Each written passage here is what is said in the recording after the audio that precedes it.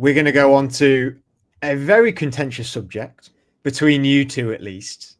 But a very fun subject for the neutral. And sorry, you need Sky in this bit because I think Adam's going to be maybe a little bit more on my side, kind of. I can't see him being overly critical. You need Sky for the critics. Well, we did see, as I'm trying to desperately get up the notes and everything for it, we did see the debut of Shedeur Sanders. Obviously, the biggest story in the postseason before the draft was Shedeur. Was announced as a starter way before the game even kicked off. They announced it in the week. He came in for Dylan Gabriel, who has been pretty bang average, pretty poor by most people's standards. I mean, it was 11 for 20. 209 yards, a touchdown, and interception, and only took one sack. Shedeur is very used to taking sacks, given he had a terrible O-line in Colorado, and he's now behind a pretty bad O-line again. But they beat the Raiders. They went to Vegas, and they came out with the win, beating them 24-10. It's going to be a huge talking point because, Sanders is now also been announced as the start for the next game, even though I think Gabriel is sort of back to full health, Andrew. And Dion was at the game, and it was all. I feel like it did go a little bit under the radar because I feel like there was a lot of good matchups this weekend in terms of like teams playing teams a little bit this weekend. Like I said, the quarterback play wasn't fantastic, but the actual matchups we had over the weekend were pretty interesting. Where Shedeur sort of flew under the radar, but he comes out with his first win, his first NFL start for someone who was fairly bullish on him before the draft. How did you think he did? I thought it was a very good game from Stefanski of the way he called it for him. I thought that he let him into the game quite nicely. I think he played well, and I think I see a lot of the attributes that I liked about him, and I saw them again. And one of the big knocks that Adam always gave to me was him dropping back and getting sacked and trying to do hero ball and extend plays and things like that. And I think he really cleaned that up. I think there was none of that. Well, we got one sack and he didn't drop back that often. So he's obviously coachable and adaptable and has that ability to show that he can do it. So I think, the accuracy, I really like that's there. I think he's a lot more mobile than people give him credit for. I think people said he's just a pocket passer, but I think he showcased in this game as well. He's got more mobility than some of the other guys that are around the league that are having success. And I think he's got a pocket presence as well. I think he showed that. I think he moves well in the pocket side to side. I think, he's got to thank his running back a little bit for that touchdown. A lot of people will say, we'll look at the stats and see that he's got that touchdown. But I think a lot of that was from the running back there. But he had the two big explosive plays as well. They weren't getting that from Dylan Gabriel. They weren't getting explosive plays. They were getting kind of dink and dunk, if you like, and that's it. And that's what he brings to the team. He'll bring a level of excitement. He'll bring those explosive plays. He'll bring the accuracy. They just need to keep it simple for him and let him learn. I think people are very quick. The critics are very quick to go. He needs to go in there, throw 300 yards, have 70% completion rate, 3 touchdowns, and no picks. And if it's not that, then he's rubbish. There's no rookies that come into the league on a team like the Browns offense as well, because the offensive line is not great. It's a defensive team. I think you've got to say that that's a good game from him. It's a good, solid game. And I think when I analysed him and I thought about the quarterback he could be coming into the NFL, I thought he'd be a solid player. I thought he'd be, a game manager that could move the ball and wasn't going to be this elite game changer like a Josh Allen or a Pat Mahomes or anything like that. But I thought he had a place in the NFL as a starter. And I think he showed enough to show that there is a possibility. If Geno Smith and JJ McCarthy are starters in this league, Shedeur Sanders, based on that performance, is definitely given a shot to be a starter in this league. Well, the former 5th round pick. I mean, the biggest probably, fall back to earth ever in draft history is Shedeur Sanders. But we saw Dylan Gabriel play, and we both said at the time, this is limited. This is very, very limited. There is no deep ball. It is dink and dunk. And is not going to work. It didn't feel that way at all when we saw them in London play this year, and we've been proven right. I mean, Shedeur threw for more yards than Dylan Gabriel did in any game.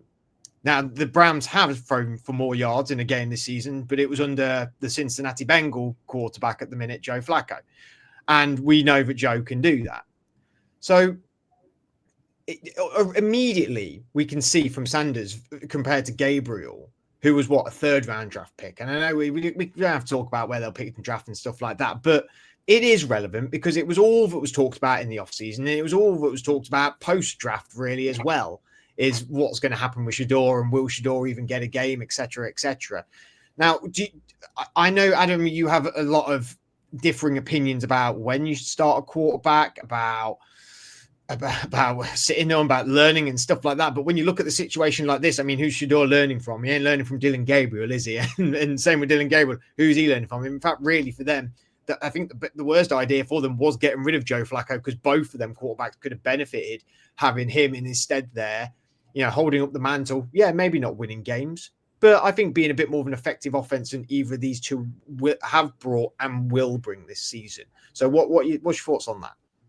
Yeah, I mean, that makes sense that you would have kept Flacco there. You would have had Sanders sitting there, being able to learn from him. You'd have had Gabriel doing the same as well. And I think that you're instead of what they've done by getting rid of him and relying solely on these quarterbacks, they're kind of just throwing them into the fire when they've got an offensive line that isn't really fit for purpose. That's kind of what you're dealing with. So there's a surprise. A bad organization makes a bad decision. What a surprise. So there's nothing new there, but you're now in this position where obviously you've had to play him because Gabriel's got injured.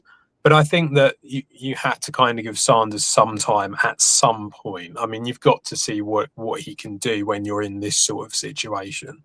So I can understand why he's out there.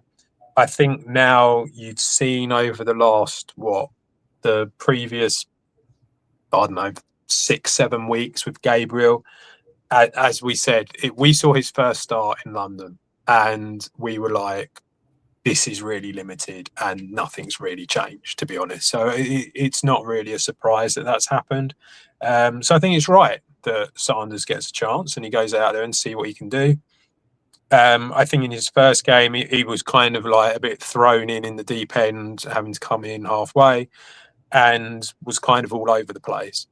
This one, you saw against the Raiders that there was a bit more, he had a bit more about him. You could tell that he'd obviously had more reps during the week, and he just generally looked a little bit more composed about things. He's still not great. It's not a good game. What more did you want from him from this game? For you to say he's still not, I want him to be more accurate. I mean, he had 11 out of 20. If accuracy is his main thing, I want him to be more accurate. But you've got to remember, we have just said the O-line is atrocious. You had 3 men blocking 1 person and everyone else running through to him. I think the accuracy is his big thing, and I think that will come. So, he's also got trash at wide receiver. I mean, Jerry Jeudy just absolutely sabotaging him, really, isn't he? He had a big play to him, and then, what's he playing at? That could have ended in a drive. That drive could have ended in another touchdown and another confident play for him in their half. I want him to be more accurate. I get what you're saying, but the idea, because this is not a particularly great Raiders defense. No. It's all right, but it's not great. He's had a bit of a gimme as a start, hasn't he? I think it's fair to make a comment that this game is a bit of a gimme.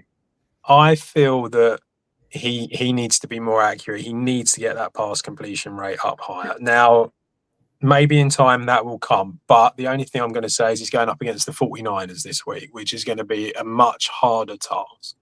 And he's going to get, and the 49ers defense that's pretty beaten up as well. But I think that's going to be a much tougher task for him. He deserves to be able to have the opportunity.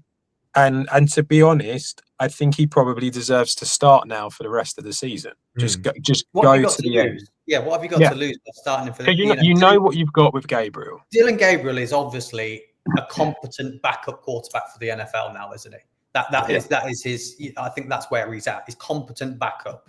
Whereas you might have a player that can start in Shedeur. When we big picture this though, because you're saying Adam he needs to work on his accuracy, and his accuracy is all meant to be his thing. When we big picture this, really though, the defense is a top defense, top defense, and as much as that pains saying as a Steelers fan, I think they may have the defensive player of the year on their team as well now, Myles Garrett. They are top tier. If they can keep that top tier defense going, they have got a stud in Quinton Judkins. Judkins is a very, very, very good running back. If this team then becomes run first with great defense, surely all Shedeur's got to do is just be competent enough, really, to have quite a big future here at Cleveland. You know, they can draft O-linemen, they can bring O-linemen in, they can draft wide receiver. I think their tight end's pretty fantastic in Harold Fanning. He's looking like a really great both Njoku and Fanning. And Njoku as well. I don't see Njoku sticking around for the long term. But when we're looking at the big picture long term here, is this the future for Cleveland then? It actually goes up by, let's call it 10%. It's not world beating, but they build a little bit more around their run game. They have a guy that's serviceable at quarterback, and you have a great defense. I mean, we've seen teams go to the Super Bowl with that. Yeah, it really depends what. I suppose it depends what you want. I think that obviously the Browns have been in disarray for ever, so it's like just being able to get wins on the board is probably a pretty decent start. So I think in that respect he's going to be all right. Where the issue is going to come is that it's all right. I understand what you mean when you say you can have a limited quarterback who's more of a game manager who can get things through and you can still make it. But you literally need everything else to be amazing in order for that to work. That's what you kind of noticed that. I think the concern is obviously, do you end up with him reaching a point where it's, because I would think with most quarterbacks it takes a couple of seasons before you actually see how good they really are. What's that defense going to be like in a couple of years' time? Where's Myles Garrett going to be in a couple of years' time? That's where the concern comes in. I know he's on a big contract and he's there for a long time, but that doesn't mean he's going to be as good as what he is now. And this is where the problems come in. It's almost like you've got everything ready to go, but your quarterback is a bit limited. And that's where the potential problem is. But it depends what you want. Like I say, not every team is going for the Super Bowl, despite the fact that they say that they are. Cleveland's not going for the Super Bowl. I think Cleveland just wants to be relevant, exciting, and people want to watch. And that's fine. I think it'd be okay. I know Fred said that this game, I think a lot of people tuned into this. I had it on extra as well as Red Zone. Because he's a big, when you talk about a product, to have a product like that in your organization, he's selling jerseys, he's in the media. It looks like all of his teammates really like him as well. You saw the reaction of all the defenders on the sideline, like we're going wild for him when he made that deep pass. I think that Stefanski doesn't like him, obviously. So that might become a bit of an issue. But I think he brings a lot of excitement to the organization, which is what they haven't had. They had the big swing with Watson and it didn't work. So why not roll with this guy who off field is doing lots for the community? And it looks like the locker room prefer him and like him to anything else they've got in that team. And I think that's key. And Adam, to solve your issue, if you're saying they're a quarterback away, because they knew, they can address the O-line in free agency and the draft. Let's say they're a quarterback away. The draft this year is not the way forward. Oh, no. So are you saying that they go out big and try and lure someone in? And if they do so, what name is that? If you're saying that this defense has only got X amount of years left, let's get someone big in. Let's do a Stafford trade. Who's that person? But I think the concern is that you again, it's not being set up right. That's what I'm saying. There probably isn't that person because you haven't set it up right in the first place. I think the only person that you go like name value, and I'm not saying talent level with Matt Stafford at all, is Kyler Murray. I think that's the only. That's the only. You're going backwards again, mate. But Kyler, Cleveland have made silly moves like that before. We've seen that. And we know that I'm not saying I would. We know the owner really likes Shedeur. We know that the owner really likes him. But you can't say there's nobody out there because Cleveland has made these mistakes before and done stupid things like this. There's always someone. Obviously, there is someone you can go out and get. Of course, there is. But I suppose the point is like my point is that I just think it has to be structured. And it's not. It's all over the place. You've got a really great defense, but you've got like 4 quarterbacks going into the season. It's all over the joint. Look what their ex-quarterbacks are doing in structure. Baker Mayfield. You know, is there any? I don't know whether there's a little bit of a risk of Shedeur having the same sort of thing. If he doesn't do enough next year, say he's starting next year and he doesn't do enough, but it's still. Let's be honest. Baker had it working. Baker had a way better offensive line, better weapons, and a just as good a defense as Shedeur's got, and he didn't last there. So I just my limit with Shedeur is that I don't see that guy that can overcome. I don't think he can overcome the Cleveland Browns. That's my issue with him. I think it takes generational talent and complete structural reconstruction of an organization for you to overcome that. And as much as I think Shedeur could be a decent quarterback in the NFL, I just feel like we've seen this circus before.